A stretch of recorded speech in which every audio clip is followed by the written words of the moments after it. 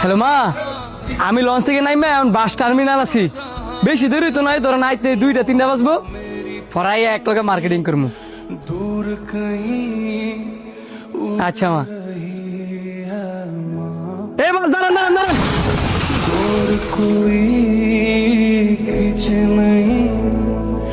बीच से काटे माँ आजा समझोई मुझे तेरी फिक्र धुंधला गई देख मेरी नजर आ जाना।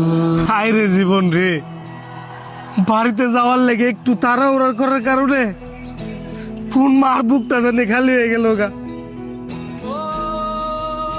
এত তাড়াহুড়ার কি দরকার ছিল? না একটু দেরিতেই বাড়িতে যাইতো, তাও তো নিজের জীবনটা নিয়ে বাড়িতে যাইতে পারতো।